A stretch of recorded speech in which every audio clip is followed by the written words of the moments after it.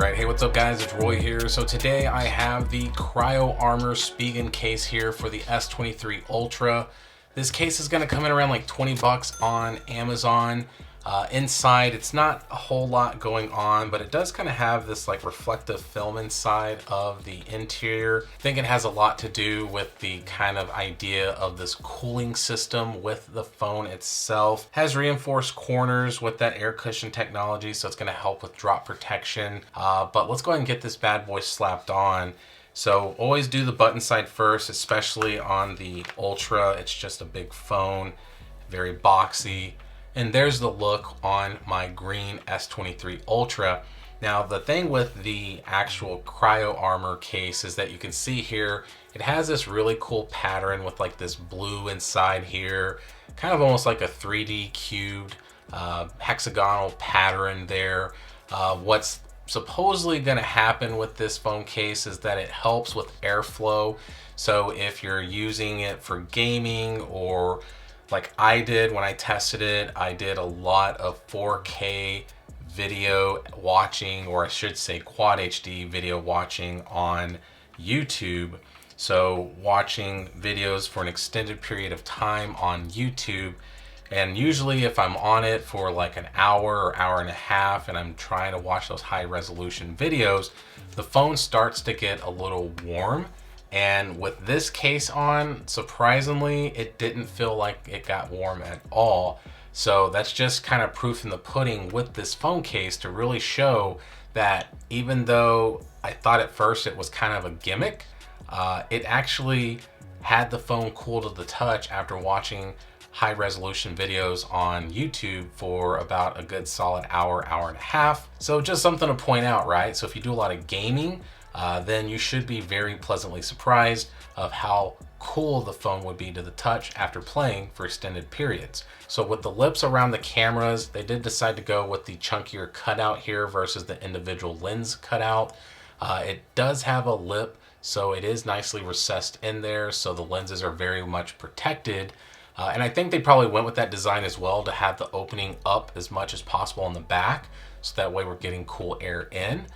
When we go to the sides here, we do have kind of a raised pattern right here. It's something a little different than some other Spigen cases that I've dealt with, but with that raised pattern, it does actually give a little bit better grip.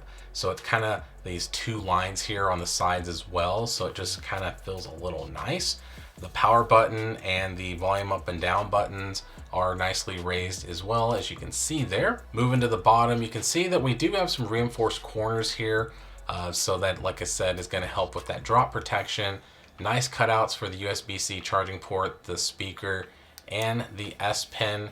So there is no issues getting to the S Pen and then putting it back in. So very, very easy to get in and out. The whole side has that raised lip once again. So it's just two lines right here.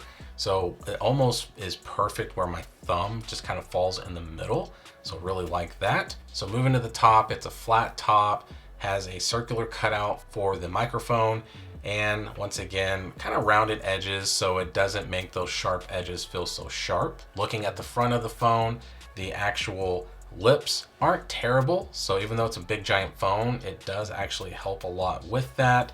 And we do have some good lip protection as well. It's tempered glass friendly, and it's going to protect your phone when you do put it face down. So when you do have it face down, there is no shaking going on in my wobble test.